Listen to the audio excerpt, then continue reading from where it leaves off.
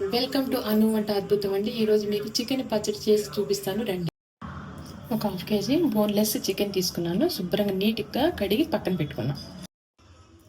గరం మసాలా వేయించుకోవడానికి ఒక పాన్ పెట్టాను. పాన్లో కొంచెం మెంతులు,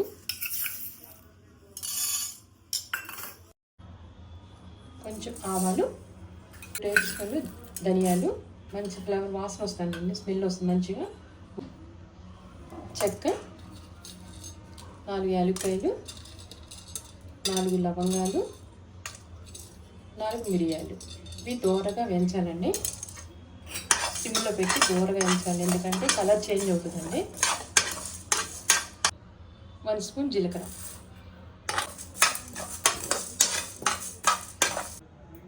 గరం మసాలాకి వేయించుకున్నాం కదండి. ఇప్పుడు మిక్సీలో మెత్తగా వేద్దామండి. చల్లారిపోయింది, మిక్సీ జార్లో తీసుకున్నాను. కడిగి పెట్టుకునే చికెన్ని ఒక 5 మినిట్స్, 5 నిమిషాలు చికెన్ని బాయిల్ చేద్దాం. దీనిలో ఉన్న వాటర్ మొత్తము నీళ్ళు, ఎందుకంటే కొంచెం నీసు వాసన వస్తుంది అనమాట. వాటర్ ఉండకూడదు, ఎందుకంటే పచ్చడి పాడవుతుంది అనమాట. కొంచెం పసుపు, అల్లం వెల్లిపాయ పేస్ట్ వేసి ఉడికిద్దాం. ఫ్రెష్గా పట్టిన అల్లం వెల్లిపాయ పేస్ట్ అండి. కొంచెం పసుపు, వాటర్ వేయకూడదండి. ఈ వాటర్ మొత్తము ఇనిగిపోయే వరకు ఇలాగా ఉడకనిచ్చి చికెన్.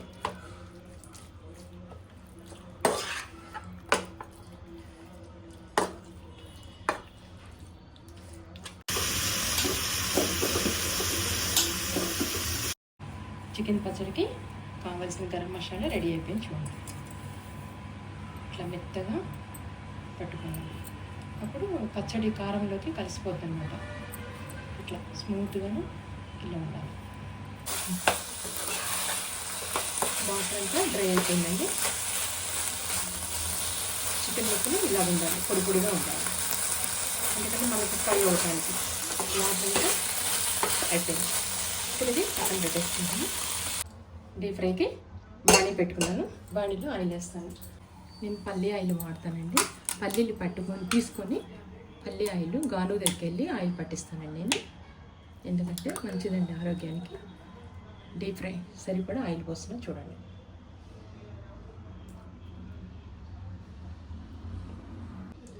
ఆయిల్ హీట్ ఎక్కిందండి. ఇప్పుడు దీనిలో డీప్ ఫ్రై చేయాలి. చికెన్ పీసెస్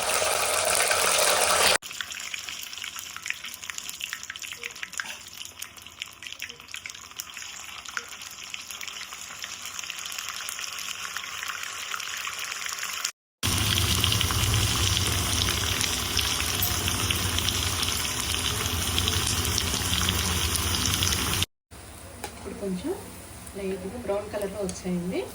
ఎందుకంటే ఇప్పుడు అల్లం వెల్లుల్లిపాయ పేస్ట్ వేస్తాం కదా, దాంతోపాటు ఇవి కూడా ఎగుతాయి. అప్పుడు ఇంకా బ్రౌన్ కలర్లో వస్తాయండి. లేకపోతే ఏగకపోతే బాగోదండి, పచ్చడి అంతా పాడైపోతూ ఉంటుంది. ఇప్పుడు మీకు ఫ్రెష్గా అల్లం వెల్లుల్లిపాయ పేస్ట్ వేసి దీంతో పాటు వేస్తే గోల్డ్ కలర్లో వచ్చే వరకు సిమ్లో పెట్టి జాగ్రత్తగా వేపాలి. అల్లం వెల్లుల్లి పేస్ట్ పచ్చి వాసన పోయే వరకు జాగ్రత్తగా సిమ్లో పెట్టి జాగ్రత్తగా వేపాలండి. లేకుంటే అల్లం వెల్లుల్లి పేస్ట్ పచ్చిగా ఉందనుకోండి, స్మెల్ వస్తుంది పచ్చడి. జాగ్రత్తగా వేపుకోండి.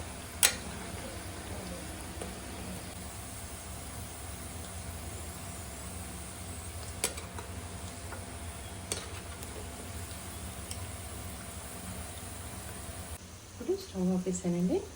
ఇప్పుడు ఈ మీద గరం మసాలా మనం మెత్తగా పట్టుకున్నాం చూడండి, గరం మసాలా యాడ్ చేయాలి.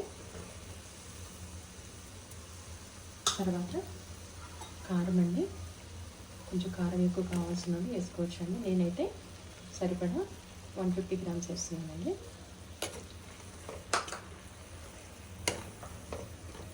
సాల్ట్ అండి, ఒక 1/2 కప్ వేస్తున్నానండి.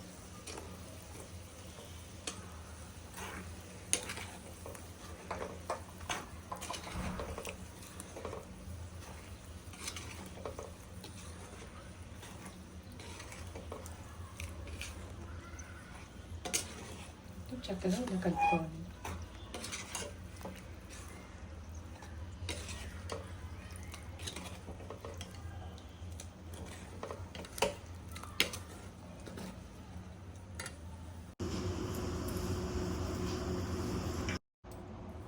చల్లారిందండి. ఇప్పుడు నిమ్మరసం కలుపుతున్నా చూడండి.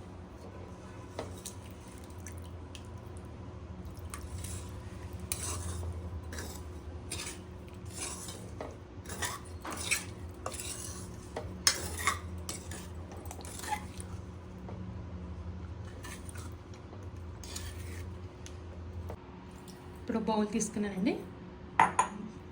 బౌల్లో వేస్తున్నాను చూడండి పచ్చడి.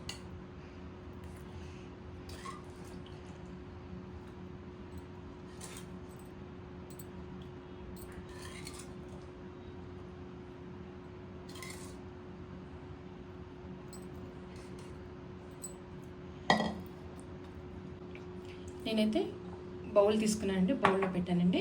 ఎందుకంటే ప్లాస్టిక్ వాటిలో వద్దండి, ఎందుకంటే నూనె పసుపు అంటే చాలా ఇదిగా ఉంది, అందుకే నేను బౌల్లో పెట్టుకున్నాను. మీరు కూడా బౌల్లో పెట్టుకోండి. తర్వాత మూత పెడతాను చూడండి.